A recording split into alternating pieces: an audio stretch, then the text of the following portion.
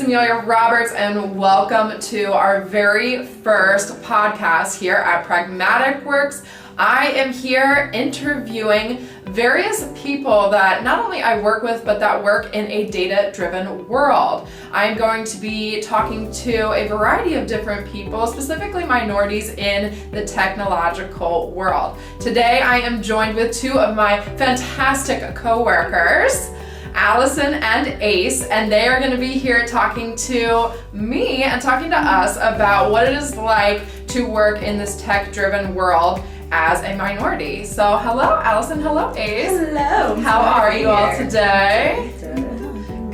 Good. All right, let's start with you, Allison. Tell us about your journey coming into the tech world. How did you get here? Where did you start? All that good stuff. Oh my gosh. So I know that's been in my classes knows this whole spiel, but I actually started with a fine art degree. So like my whole childhood, my whole life was very artsy, very much like a painting. I knew I wanted to be an artist, went to art school, and then I got out of art school and was like, what am I going to do with this degree? And then I knew I needed to have like a portfolio site to like show my work, to do something with it. So I taught myself different coding languages, built a website. Then other artsy people were like, wait, I don't want to do that. Can you just build the site for me? And so then I started building websites for other people.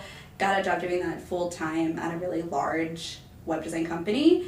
Did that for a few years, then moved into management roles. And while I was there, it was really so interesting for me to see all of the other associated departments. So not just in the web design space, but also a lot of like the IT and the tech and the back end processes. It was really cool and really interesting for me to see that, and I always liked learning more and kind of collaborating and working with those departments. And then I got to move into a training role where I trained 10 different departments inside of that large company. So I got to see even more different parts of the process and really getting into different aspects of just technology in general and specific into kind of the web world. And then I actually worked for an IT recruiting company also doing training, and so it was really cool learning just like a very wide variety of different tech roles, training on those different topics to like recruiters and salespeople for that, so that they would be like able to then go to the companies that they were pitching and understand what they were doing, as well as the recruiters, so they could actually tell people what to do at the jobs that they were kind of hiring for. And then when I got here, it was like all about data, which it's been fun. So it's been kind of like a weavy journey all through that. I feel like a lot of people I know in the data world didn't get into data or technology.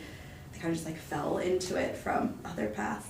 Yeah. That's why we're here. But Ace, you have kind of a different story. So tell me where you came from, how you got here, all that good stuff. I started out pretty heavy into tech. So my mom is a marketing director. She is very into tech, very tinkery, but she introduced me from a very young age to working with computers and working with different pieces of like not machinery, but like electronics. Mm-hmm. And from there, it kind of just grew into an understanding and then a like and then a love of computers. For me, I really was good at understanding how computers worked and how the programs interacted with everything in order to pull together different programs. And I kind of got a little bit into it in high school, and then when I got out of high school, that's when I kind of dived fully into working with code. And then for a couple of years, I was teaching people how to code, how to build electronics, how to build robots. And then I started working here, where I do a lot of code and a lot of electronics working. But for the most part, I just kind of started with tech and now I'm here. The funny thing is too that I'm a former teacher, so I came from a background of teaching before I came into the tech world, but we also have quite an age difference between all of us as well. It has to be pointed out. Ace grew up in a time when technology was more prevalent and it was around, like you grew up with the internet pretty much. Yeah. Where Allison and I did not grow up with the internet. Yeah, dial-up over here. Yeah, we were definitely in a different world. We had AOL and dial-up. We didn't get smartphones in our hands till we were in college. And so it's just a huge difference in like just being shown these different technologies. How do you think that affected how you grew up, Ace, like being exposed to technology so early? So I think it definitely helped. If I wasn't messing around with like coding and computers, so this is a really fun story that I like to tell. My mother doesn't know this. Hi, Mom. So one day I got bored and it was like summer break, and you're a kid, summer break. But I wasn't allowed to go outside without my siblings because I was the youngest of my mom's first three. So what I did was I sat inside and I took apart our toaster. Because I just want to see how the stories already. Yes. So I just want to see how it worked, and then I put it all back together, but I had a piece left over, and I just tucked it instead of the toaster. So I think if I didn't have as much tech growing up, I probably would go into something more mechanical. Like right now, I'm crocheting. Mm-hmm. I like seeing how things work and how things piece together, but definitely having the access to a computer helped with, diving in and bubbling up with it.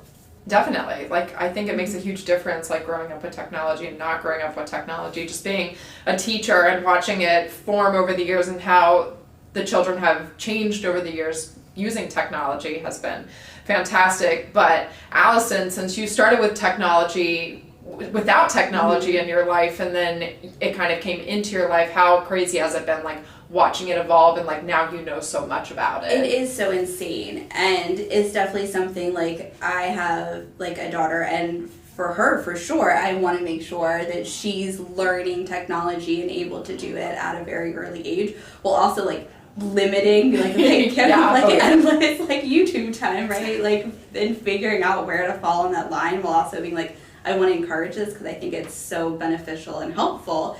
Whereas something the earlier you learn something, the easier it is to adapt to, right? It's just learning languages, learning anything, right? Those fresh little brains are so much easier. Yeah. But it's still, I think, been so interesting getting into it kind of later and not really having it been an interest earlier on. And I don't know if it's necessarily something where it just wasn't really encouraged in my household, but I had friends whose parents had tech jobs who would do a lot.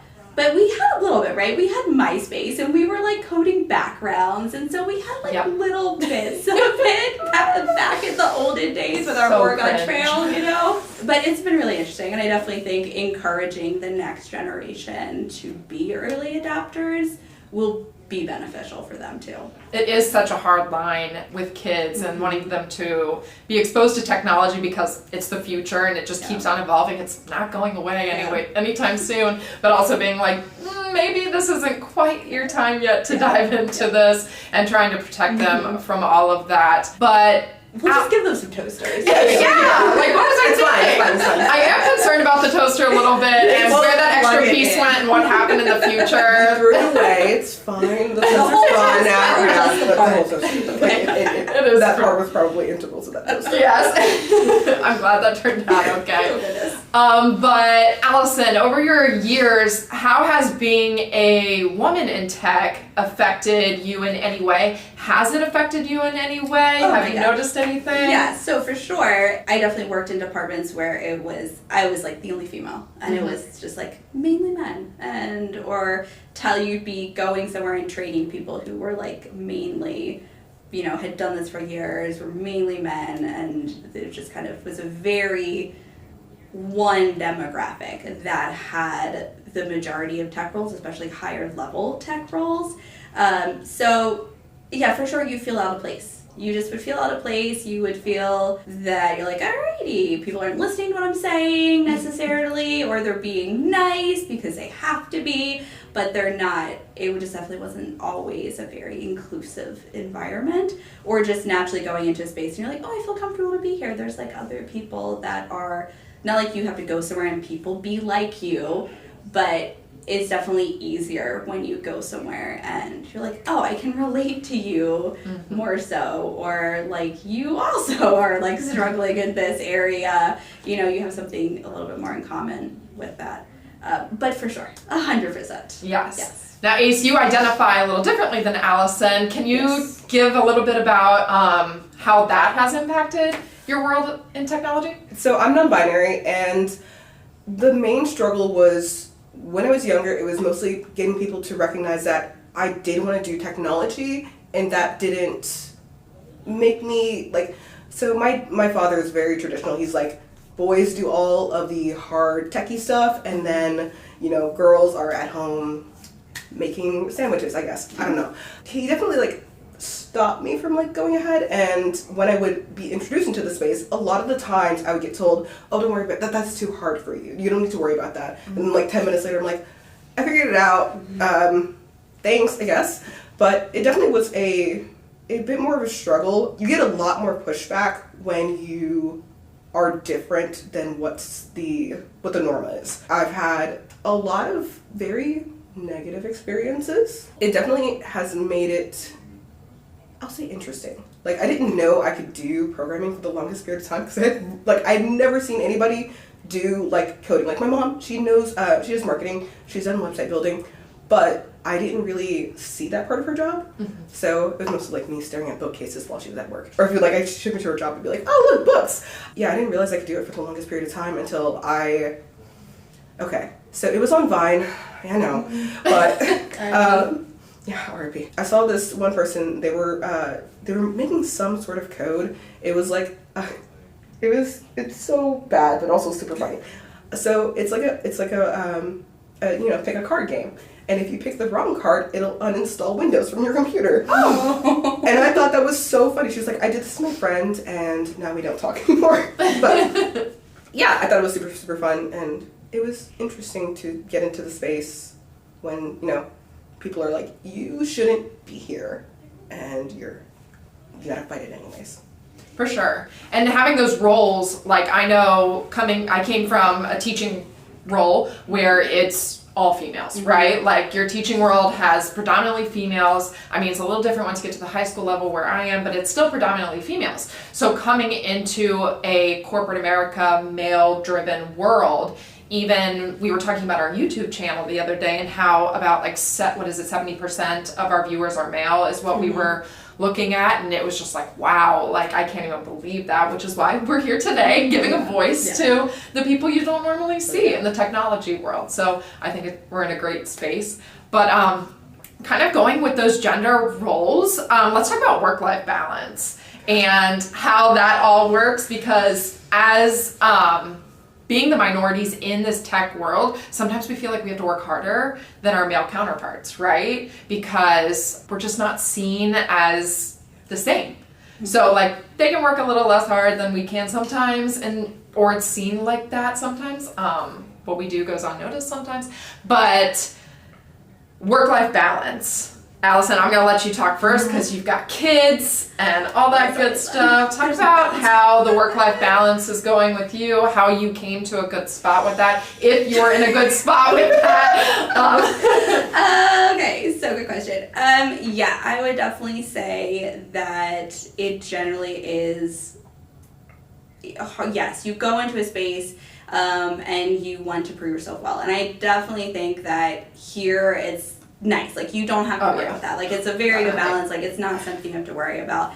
But yeah, I definitely have been in positions where it's just primarily, men and their wife stays at home and takes care of the kids and takes care of everything for them, which, like, fantastic that that's what they just, like, decided for their family and that works for them. But that takes such a load off of the back end that frees up so much mental space that they don't realize that they even had, right? So when you have to do so much, whether you're taking care of like kids and household and like all of that stuff, and like my husband and I, we both work full time. Like there's 2 kids, like we're both, trying to plan all of the things, splitting up all of this stuff. So it's definitely just a balancing act that sometimes works better than other times, and other times doesn't work very well whatsoever, especially if like kids are sick or there's a lot going on, or there's like a new project and you're like, this is absorbing all of my mental energy. But I had a boss years ago who was like, listen, do not ever look at your phone or your email on the weekends. He was like, if there is a fire, someone will call you. You don't need to do that. And that's an attitude that I have taken with me ever since that job. So that really helps. Like, when I'm at work, I'm at work. I'm working on work stuff, and like that's my sole focus. And then when I'm home, I'm not thinking about work. And there's definitely times where that switches, right? Like there's times where it's like I'm teaching a new class and I just want to really be sure I got it, right? So then like I'll be looking over stuff the night before, or just kind of taking more time, but it really is like a balancing act. Most of the time it's very much like if I'm at work, I'm doing work stuff, and if I'm home, it's like home stuff. Because that allows your brain to like get a break. If you're thinking work stuff 100% of the time, your brain never has a chance to like refresh and take a break. And it's a muscle and it needs that time to take a break. So yeah, it's all a balancing act, and sometimes it works better than others. Definitely. Yeah. But Ace, how's your work-life balance? You are, as I've said, much younger than us. So I know in my early years of working and having a job, I really struggled with that work-life balance. I really, I could not, let it go. When I left work at the end of the day, I would have to go home and complain about it immediately. Whereas now, that drive home, I forget everything that happens for the day now. But what's your experience right now? So yeah, so I'm a Taurus. So whenever I'm Taurus season. Oh gosh. So I'm like a bulldog when I get something given to me, that's a task. So I do struggle a lot with letting things go when I'm at home to relax and do literally anything else. But I'm also a workaholic, so I like being busy. I don't like sitting still, and it might be the ADHD, but I just need something to do. I'm also an Enneagram 3. I feel like you might also be a 3. Because I'm also a 3. I don't know what that is. Oh my gosh, we're going to make you take an Enneagram test later. Okay. Yes, for sure. I'm an 8. I was going to say you're an 8. Yeah. I have no clue. But yeah, so for me, my work-life balance it's harder for me to maintain. I have a ton of free time. I don't have kids. I have a cat. He's great. Shout out to Gizmo. Shout out to Gizmo. He's probably at home staring out the window. But for me, I definitely grew up with the mentality, my parents told me this constantly growing up, you are going to have to work twice as hard as everyone else in your field to get anywhere, to get to the bare minimum. And yeah, it kind of stuck with me a little bit. I try to overachieve, but sometimes it ends up backfiring. But I'm getting better at having a work-life balance. I definitely had a moment where I was I went to my mom's house and I was I'm sad and I don't know why. She was when's the last time you took a break? And I was so hey mom, here's the thing. But what is that? Yeah, what are those? My mom's great about work-life balance. But I just like to be busy.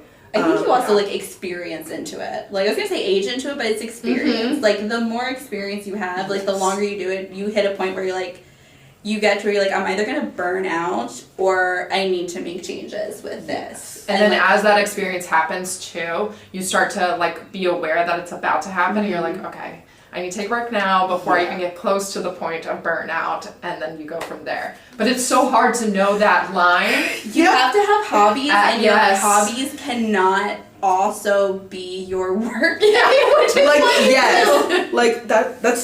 That's honestly why I picked up crochet, because I can throw myself into it, get a lot done, and then when I come back out of it, it's the next day and I can go to work, and then I don't have to think about crochet. Or I'll go home and when I'm crocheting, or I'll play my Switch. It's great. But if I had to crochet as a job, I think I would lose my mind. I used to program for fun. I don't anymore. Because it feels too much like work. So I definitely am getting better at it. I think it's just a matter of... I was going to say, do you think you're coming to that point where you're starting to kind of figure it out and where it is? I think I literally just needed more hobbies. That's really what it is. I am a dance coach. I used to be a dancer, and then a few years ago, I got a job as a dance instructor at a studio nearby. And I love to dance. It's my hobby. I love to just, learn choreography and do choreography. And then I was on the opposite side where I was making the choreography. I was teaching in 3 days a week, so I'm coming up with new dances for every single one of those days, and it just became work. So let's jump topics a little bit here. Diversity, inclusion, this is all very big in the tech world, and we need more of it, because that's what's evolving the tech, is having this diversity. How do we get these minorities into the tech world? What advice would you give to younger people looking to get into the tech world? I definitely think that this is a small thing, but I think a lot goes into marketing materials. And I don't just say that as a former marketing manager. I think that so much, if you can see yourself somewhere, you relate to that. So even in just imagery in job postings or on websites for companies or in like college postings where they're talking about different classes. Just understanding that, hey, if you only put a picture of a white guy next to this job all the time, that's generally just in people's heads going to be what they think of, versus diversifying that out in some way, which is very small and such an easy thing to accomplish, but really just being able to see yourself in a place you wouldn't have necessarily thought that you could do that because it just wasn't part of your world can be just such an easy, like, oh wait, like that's me, like I could do that, why couldn't I do that? But that's a very small thing. But that's also, I think, on the company to do that, on like the schools to do that. I feel like we should ask the youth of today. The youth, oh my god, and me with my slightly breaking out skin. So, I think my best advice for someone who's trying to get into the field is you're going to get a lot of people who are going to tell you that you can't do this. You're going to get a lot of people who are going to tell you that you don't belong here. What I want you to do is imagine them as like a little kid playing Xbox, and you can just go, no, I think it's past your bedtime, and I'm going to do it anyways. You have to give yourself the mentality of like, if they don't want me to do this, why? Like, what's the reason behind why you don't want me to do this? If you want to get into tech, finding a place you want to be. Like, I love working with computers. I've had students who like working with like the robotics side of things, who like working with the like interface design. There's a bunch of different places you can be in tech. If you don't like one place of it, that is not the end all be all of it. Like, there's always new fields emerging all over the place. So if you want to get into tech, I say find your niche, and that might take you a bit. When I was in high school, I thought I was going to be a forensic scientist. Definitely this is a far jump from that. But trust yourself. If you think you're good at something, try to look into how you can implement that into your life. And yes, if you take your hobby a little bit too far and it becomes like a job, you might hate it. But for some hobbies, I think it's definitely like, if this was my job, instead of just being my hobby, it becomes more fun and challenging in a way. Because I do programming, I do coding. People throw new challenges at me all the time. They're like, hey, I have this thing, you've never seen it before, but can you make this into a new thing? Sure, all right. But you can definitely find a field like that that has those new and fun things. And if you don't find a field, honestly, it's such an evolving space, you could probably make it your own field. Like, have you guys heard of soft robots? No. Okay. What are soft robots? So, fun fact about me, I love facts. I was an encyclopedia kid. that Encyclopedia Britannica with like my absolute favorite one. It was the letter F, and in the middle of it, it had like a frog, like the different parts of it. Did you have the actual encyclopedias, or did you? Yes. Okay. I was gonna say, Was it like the DVD or? No, it was like the actual encyclopedias, yeah. So like you could like flip between it and like anyways, but.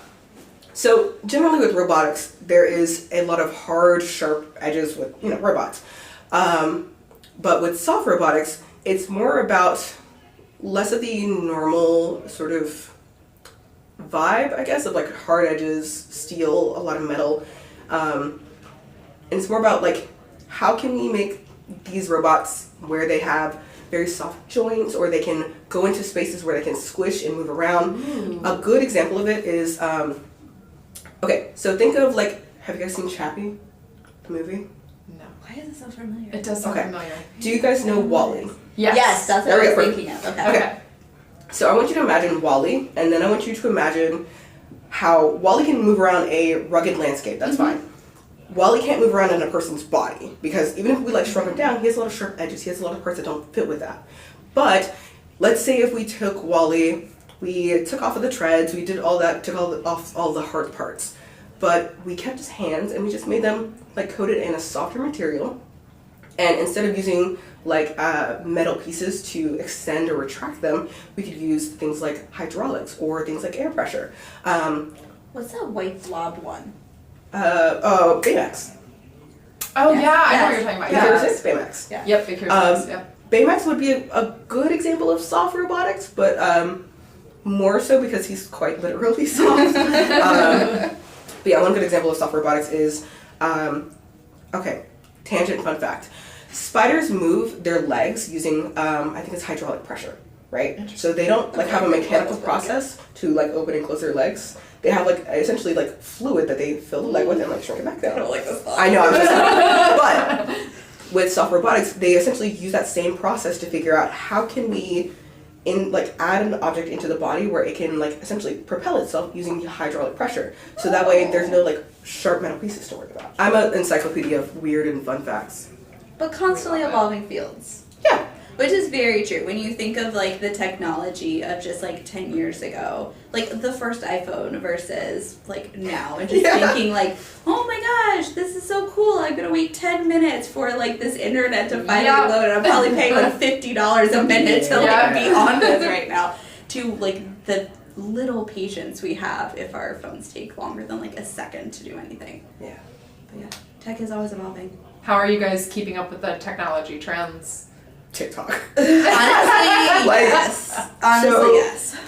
TikTok, lots of social medias. I have friends in the fields. I have friends that do robotics, friends that do chemistry, friends that do programming. On top of that, one very good source. If you want to know about the specific for like programming, always check the documentation on things. And if you can, subscribe to the GitHub for the documentation because they'll give you new releases and like the updates for those things. So when JavaScript transitioned from ES5 to ES6, I know this isn't going to mean anything. But essentially, when JavaScript got an update, I found out because I was subscribed to a GitHub that was attached to a newsletter that gave me the update of like, hey, here's what all these new things do. Which like, oh my god, I love ES6. It's so interesting. It has problems, but you know, I like it. But yeah, I feel like for Power BI, which is mainly where I spend most of my time, like that updates every single month. Like there's always new features, but you like I always make it a point to read the whole blog that they put out every month, watch their YouTube video, go like click around all of the features because it is so easy to get out of date. Like if you stop learning, you'll be obsolete within like a year. Like you just if not sooner. Yeah, exactly. So it's just honestly like staying up to date. Like even if you want to like set a Google alert for whatever it is you're learning about, so you can see when new things come out about it. Subscribe to YouTube channels that talk about the topic, so that way again you're getting that new information and you're really just able to like dive deep on different topics, and you can kind of like niche down into that and learn more. But it's really just, if you like something and you're interested in it and you want to get better at it, you need to just do your research. Like be constantly learning, constantly consuming information about that. Google is your friend, but it's not the end all be all. Please find The official documentation. Find the documentation. I know ChatGPT might tell you something different, but please. Old. So to wrap up today, and thank you so much for being on my podcast today. Yes. But tell me, what is your greatest accomplishment being in this technology world? I had a teacher who actually, it wasn't a teacher. I went to an after school program when I was in like middle school. And when I was starting to get into coding, Minecraft is a great way to introduce your kids to coding. Don't use Roblox because they have some issues with, it's a too deep of a dive. Just look up like Roblox controversy. There you go. But I had this one, this one staff member who I was talking to him and I was like, yeah, I'm interested in like doing like this stuff with like the tech and stuff. And you know, I think I could be like really good at this. And he like looked like, mind you, I'm like 10.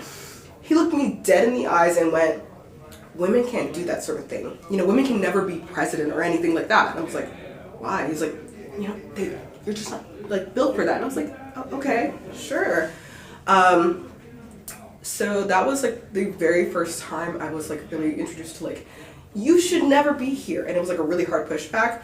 My biggest accomplishment is I guarantee you that if that dude were to ask me or tell me that now, I could say, yeah, you're really wrong, and here's all the stuff I've done. Eat it. But yeah. It's crazy too. It's like in the 50s, the first people that had tech-related jobs, coding jobs, were women, which it's crazy how that flipped. Like, guys got back from war and they're like, let's do that instead, and took over the industry. Yeah. Okay, I would say probably one of, I guess, biggest professionally kind of tech things is I actually created a training role for myself. Is I literally, at one of my jobs, I was like, this is a need, this is like a necessity, this is how the industry is changing, why it's relevant, why it's necessary, put a whole like business use case for it, and then literally got the position created, I got the job that I made for myself. So I feel like that I would say I'm probably top of the accomplishments right there. I do feel like coming into a technology world, like as a female, as a minority, it is an empowering thing. Like, because you come into this and you're like, people didn't think this would happen. You know, there were multiple people out there who said, no, that's just not for you. And here I am. Like, that right there is an accomplishment that we got to this point. So One thing I will say. So I went to college for 2 semesters, right? I didn't like college, but a lot of people told me to get anywhere in this field, you have to go to college, you have to get a degree in this, you have to have X, Y, I know, right? You have to have X, Y, and Z, and it was like, if you are good at this, you don't need that. It's good to help. Like, it's helpful to have. I probably will go back to college at some point. Not necessary. Yeah. Like, beneficial, but not necessary. Yeah. If you're like, I can't afford to go to college, I'm never going to succeed in this field, that's not necessarily like your end all be all. You don't have to go to college. Yeah. You can still be good at it and then go to college later. It's okay, I promise. Oh, not at all. But I would say that so many, like, I think it's helpful a lot. Some companies do require, like, a degree. So, like, that is a little bit of a barrier entry. But so many more postings you see are this college or equivalent experience. Yes. So there's so many different coding academies you could go to, so many different things where, like, we have Cert XP, right? We can help you get, like, certifications and get that, you know, so you have things to show when you interview, like, hey, I know this information, here's the literal proof that I know this information, versus, hey, I have a degree. Because I would say, having worked in the recruiting space, so many people fresh out of college, they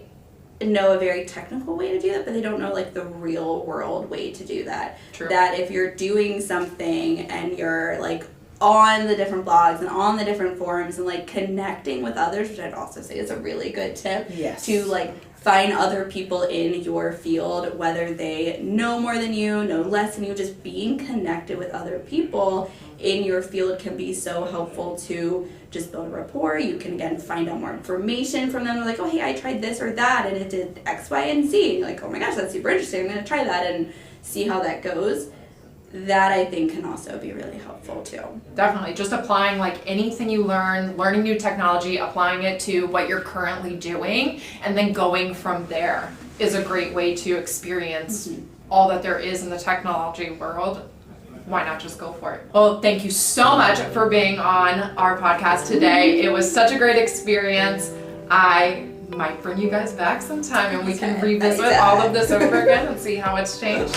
Well, thank you so much for joining us today. We will see you the next time.